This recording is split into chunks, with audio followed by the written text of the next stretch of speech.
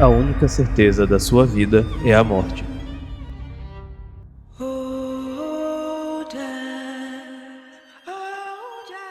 É claro, para nós seres conscientes, o medo da morte. Nós passamos o tempo todo planejando o futuro e correndo atrás de segurança, tentando controlar cada pequeno detalhe, mas a gente sempre evita pensar na única coisa que 100% de garantia vai acontecer, e esse silêncio cobra o preço. Ela se transforma naquela ansiedade que aperta no fundo do peito, naquele medo difuso que a gente sente quando vê o noticiário. No Brasil, essa relação com a morte é quase esquizofrênica. Nós estamos acostumados a ver a morte violenta todo dia na TV, banalizada e espetacularizada, mas quando é a nossa finitude, a morte de alguém próximo, o luto, aí vira um grande tabu, algo impensável. Mas hoje eu vou te apresentar algumas ideias que talvez você tenha ouvido ou talvez não, mas que são verdades terapêuticas para a alma, para viver com mais coragem, mais propósito e até com mais paz. Trazendo que os estoicos e os epicuristas, Schopenhauer e Nietzsche também, têm a nos ensinar sobre como subjugar o medo da morte, para finalmente aprendermos a viver de verdade. Nesse vídeo em específico não vou focar em religião exatamente, vamos colocar como princípio básico que a morte é o fim definitivo, que é o que pede para entendermos melhor esses pensadores e filósofos. E a gente começa na Grécia Antiga e em Roma, com duas escolas de pensamentos que nasceram no meio do caos, o estoicismo e o epicurismo. E não pense nelas como filosofias inúteis que não refletem a realidade, mas como curativos para a mente, pensados por gente inteligente e muito tempo atrás, que viveram o que escreveram. Esses caras não ficavam teorizando no conforto, eles viviam em tempos de instabilidade políticas, guerras, doenças. Sêneca, um desses grandes estoicos, viveu no exílio e foi forçado a se desviver, digamos assim, pelo imperador Nero. Marco Aurélio, o outro estoico, era um imperador que escreveu seu diário filosófico em meio de batalhas sangrentas e uma praga que matou milhões. Já Epiteto era um ex-escravo, a vida deles era precária. Isso forçou a encontrar a liberdade que ninguém pudesse tirar, a liberdade da própria mente. Então vamos lá, começando pela dicotomia do controle. A ideia, popularizada por Epiteto, é bem simples, divida tudo na vida em duas caixas, a caixa das coisas que você controla e a caixa das coisas que você não controla.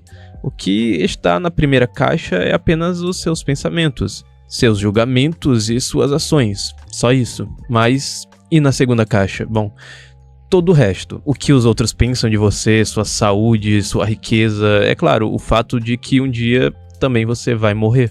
A morte em si é o exemplo máximo do que está fora do nosso controle, mas aqui está o pulo do gato, o medo da morte. Esse medo é um julgamento, uma história que a gente conta para si mesmo. Isso sim está na nossa caixa, como Epiteto diria, a morte não é terrível, mas o nosso julgamento que ela é terrível, sim é. Isso nos leva direto para a segunda ferramenta, Memento Mori. Lembre-se que você vai morrer. Pode soar mórbido, né? Mas é o contrário, é um hack de produtividade muito importante. A consequência da sua finitude funciona como um filtro. Ele te obriga a perguntar: isso que eu estou fazendo agora, essa preocupação, essa briga, isso realmente importa? Ela ejeta uma urgência e significado de presente, te força a separar o que é essencial do que é trivial. Sêneca, que viveu uma vida absurdamente turbulenta na corte romana, escreveu por volta de 49 d.C. que a vida não é curta.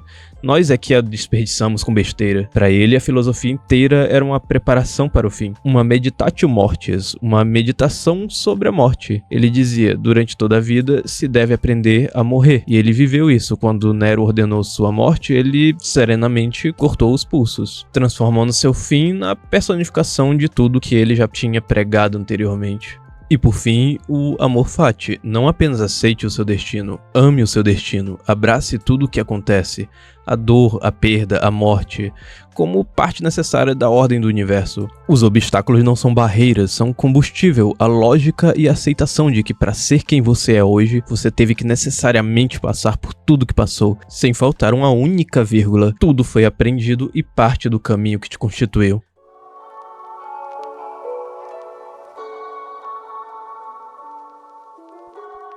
Agora, imagine o imperador Marco Aurélio escrevendo a sua clássica Meditações em grego no meio de uma campanha militar brutal. Ele via a peste dizimar seu povo, perdeu vários de seus próprios filhos e ainda assim ele escrevia que a vida é passageira, como a rosa da primavera é o fruto no verão. A morte para ele não era um terror, era uma dissolução natural, parte do ciclo cósmico.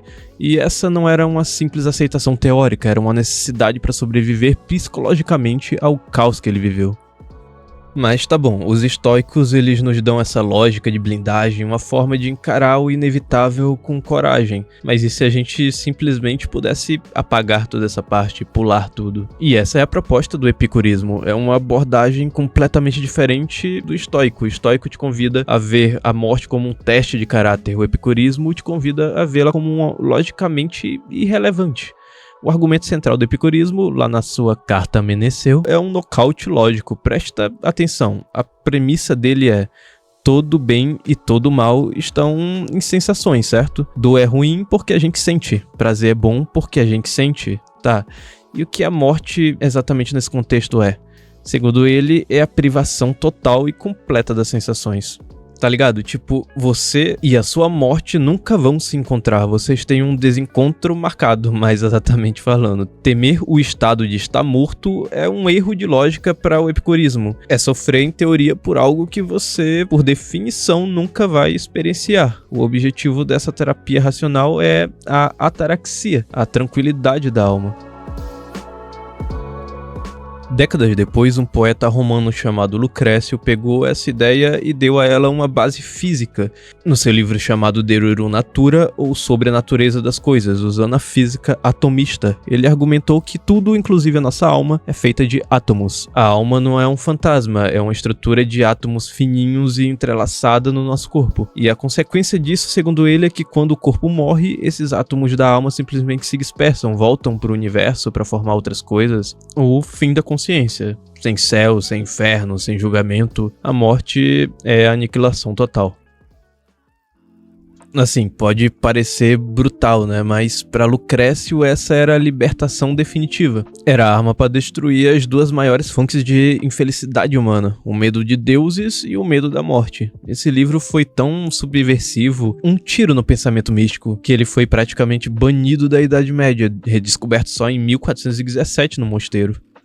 As escolas gregas nos deram ferramentas de defesa, mas a filosofia moderna foi quem decidiu ir pro ataque de verdade.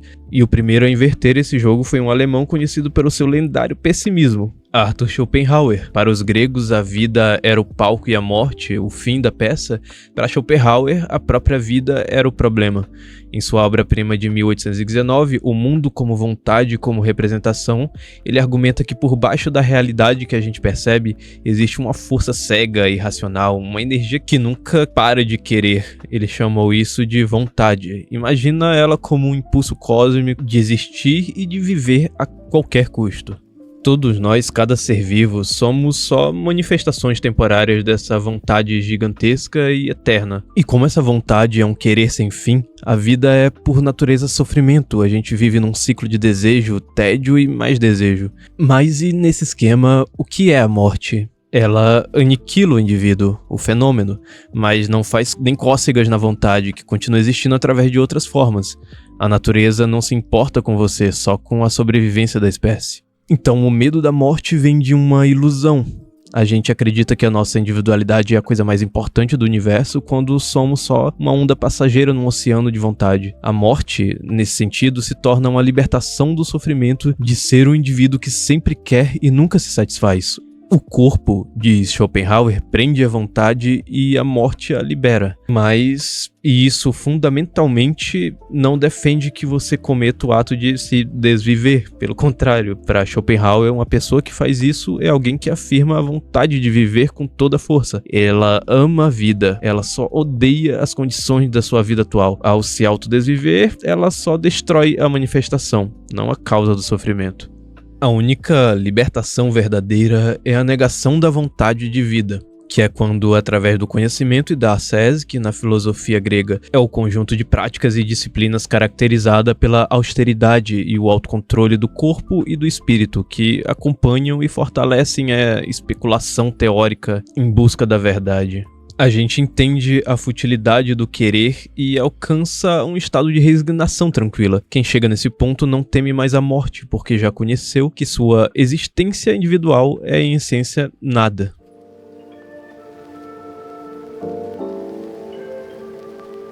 Schopenhauer nos deixou na beira de um abismo, mas calma, não acaba simplesmente nisso também, pois veio um filósofo que decidiu aprender a dançar na beira do abismo. Friedrich Nietzsche pega o amor fati dos estoicos e injeta o whey com trembolona. Ele pega a vontade de Schopenhauer e transforma em algo negativo em uma vontade de potência, uma força criadora afirmativa. A solução dele não é aceitar nem negar, é afirmar a vida de forma tão radical e absoluta que a morte se torna apenas uma vírgula na sua obra de arte. E o teste para isso é uma das ideias mais aterrorizantes, mas ao mesmo tempo belas da filosofia, o eterno retorno. Em 1882 ele nos propôs um experimento mental. Imagina que um demônio aparece no teu quarto, e então ele te diz a seguinte frase: esta vida como você a vive e viveu, você terá que vivê-la outra vez, e ainda inúmeras vezes sem fim. E não haverá nela nada de novo, mas cada dor e cada prazer, cada pensamento e cada suspiro, tudo retornará a você na mesma frequência e ordem, tudo de novo.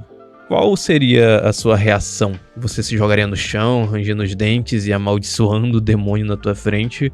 Ou você chamaria de Deus, dizendo que nunca ouviu nada mais divino na sua vida? Essa pergunta para Nietzsche é o maior dos pesos. Ela te força a uma responsabilidade total por cada segundo da sua vida. Ela te obriga a viver de tal forma que você possa, de coração aberto, desejar a repetição eterna de cada momento. E a superação do medo da morte vem daí.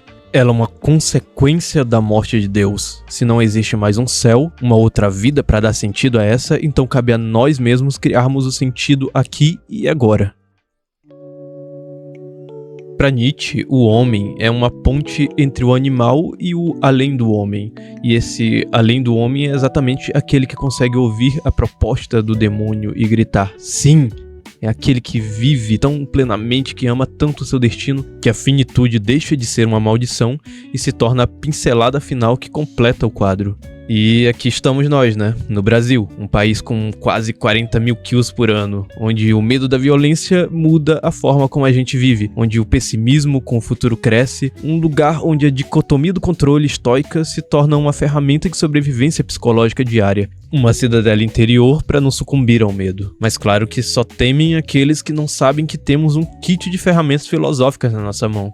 A lógica de Epicuro para quebrar o tabu e nos ensinar a falar sobre a morte sem medo, a disciplina de Sêneca e Marco Aurélio para construir a resiliência contra a incerteza, o pessimismo de Schopenhauer para criticar uma cultura que nos empurra tradições para mascarar o vazio, e o grito de guerra de Nietzsche para nos inspirar a criar o nosso próprio sentido, a viver com tanta intensidade que a morte se torna apenas a conclusão de uma vida que valeu a pena ser vivida.